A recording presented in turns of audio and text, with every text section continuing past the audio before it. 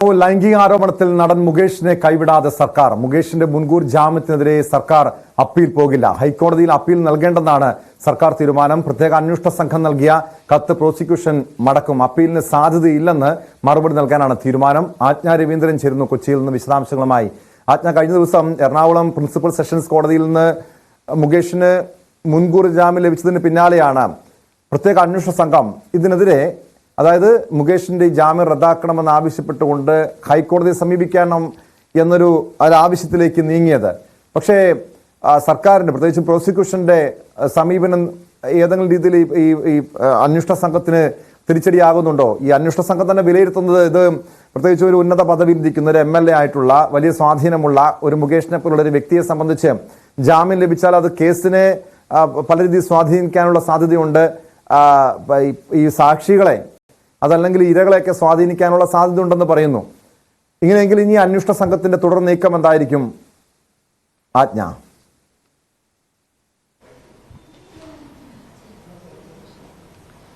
Tom, ഈ മുകേഷിന് മുൻകൂർ ജാമ്യം നൽകിയതുമായി ബന്ധപ്പെട്ട് എറണാകുളം പ്രിൻസിപ്പൽ സെഷൻസ് കോർട്ട് പുറത്തിറക്കിയ വിധി പകർപ്പിൽ പറയുന്ന രണ്ടാമത്തെ ക്ലോസ് എന്ന് പറയുന്നത് അന്വേഷണ സംഘത്തിന് മുൻപിൽ ഏത് സമയത്തും ഹാജരാകണം എന്നുള്ള ഒരു ക്ലോസ് വെച്ചിട്ടാണ്. പക്ഷേ ടോം ഇപ്പോൾ സൂചിപ്പിച്ചതുപോലെ ഈ MLA പോസ്റ്റിലിരിക്കുന്ന ഒരാളെ ഒരു അന്വേഷണ സംഘം സമീപിക്കുമ്പോൾ അത് ഇത്തരത്തിൽ ഭരണപരമായിട്ടോ അല്ലെങ്കിൽ അധികാരപരമായിട്ടോ ഉള്ള സാഹചര്യങ്ങൾ ഉപയോഗപ്പെടുത്താം, അത് ദുരുപയോഗം ചെയ്യാം എന്നൊരു നിരീക്ഷണത്തിലാണ് SIT ഇതുമായി ബന്ധപ്പെട്ട്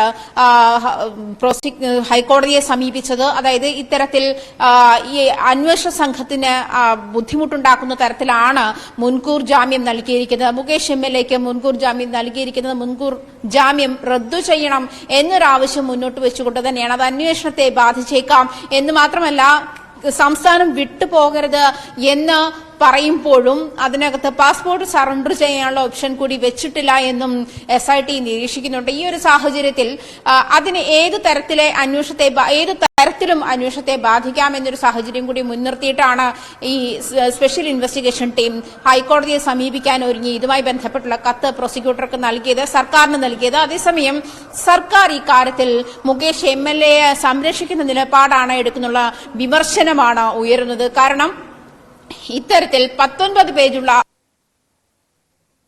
എന്തിനാണ് അതിജീവതയെ മാനിക്കാത്ത തരത്തിലുള്ള ഇത്തരം വലിയ വിധിപകർപ്പ് പുറത്തിറക്കിയത് എന്നൊരു ചോദ്യം സർക്കാരിന്റെ ഭാഗത്തുനിന്നും കഴിഞ്ഞ ദിവസം ഉണ്ടായിരുന്നു.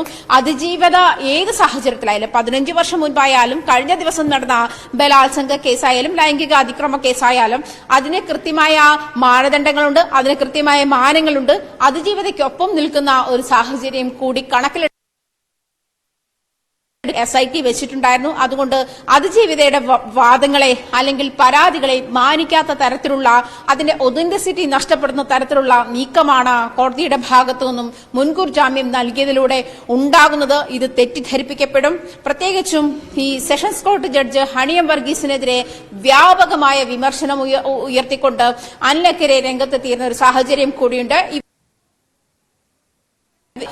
അദ്ദേഹം പരാതി നൽകിയിട്ടുണ്ട്, അനിലക്കരെ പരാതി നൽകിയിട്ടുമുണ്ട്. കാരണം ഹണിയം വർഗീസ് CPMന്റെ വക്താവാണ്. പ്രത്യേകിച്ചും തൃശൂർ ജില്ലാ സെക്രട്ടറി MM വർഗീസിന്റെ മകളാണ്.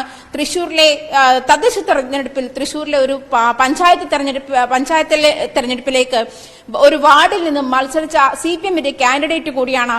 ഈ സാഹചര്യങ്ങൾ കൂടി കണക്കിലെടുത്ത് വേണം മുകേഷിന്റെ മുൻകൂർ ജാമ്യാപേക്ഷ പരിഗണിക്കുന്ന കോടതി അല്ലെങ്കിൽ ജഡ്ജ് ഹണിയം വർഗീസ് ആയിരിക്കരുത്, അവരെ ആ ചുമതലയിൽ നിന്ന് മാറ്റണമെന്നാവശ്യപ്പെട്ടുള്ള ഒരു പരാതി കൂടി ഹൈക്കോടതി രജിസ്ട്രാർക്ക് നൽകിയിരിക്കുന്ന സാഹചര്യമുണ്ട്. മാത്രമല്ല, നമുക്കറിയാം അതിജീവത, അതായത് നടിയെ ആക്രമിച്ച കേസിൽ അതിജീവതയുടെ മെമ്മറി കാർഡും പരിശോധിക്കുന്ന 3 സാഹചര്യത്തിൽ മെമ്മറി കാർഡ് പരിശോധിക്കുന്നുണ്ടായിരുന്നു എന്നുള്ള കാര്യം നമുക്കറിയാം.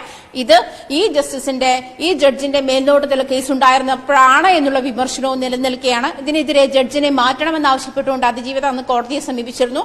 ഇത്തരം സാഹചര്യങ്ങളൊക്കെ ചൂണ്ടിക്കാട്ടിയാണ് അന്ന് മുൻകൂർ ജാമ്യം പരിഗണിക്കുന്ന ഒരു സാഹചര്യം, മുകേഷിനെതിരെയുള്ള മുൻകൂർ ജാമ്യം പരിഗണിക്കുന്ന ഒരു സാഹചര്യത്തിൽ പോലും ഈ ജഡ്ജിനെ മാറ്റണമെന്ന ആവശ്യങ്ങൾ ഉയർന്നിരുന്നു. പക്ഷേ അത് അതിജീവത മീഡിയയ്ക്ക് നൽകിയ മൊഴിയും കോടതിയിൽ നൽകിയ, പോലീസിന് നൽകിയ മൊഴിയും വ്യത്യസ്തമാണ്.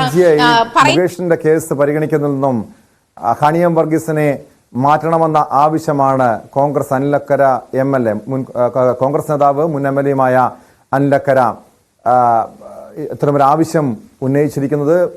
സർക്കാർ മുകേഷിനെ സംരക്ഷിക്കുന്നു, ഈ കേസ് അട്ടിമറിക്കാൻ ശ്രമം നടത്തുന്നുവെന്ന ആക്ഷേപവും ഉയരുന്നുണ്ട്. യുവാവിനെ ലൈംഗികമായി ഉപയോഗിച്ചുവെന്ന കേസിൽ സംവിധായകൻ രഞ്ജിത്തിനും മുൻകൂർ ജാമ്യം അനുവദിച്ചിരിക്കുന്നു.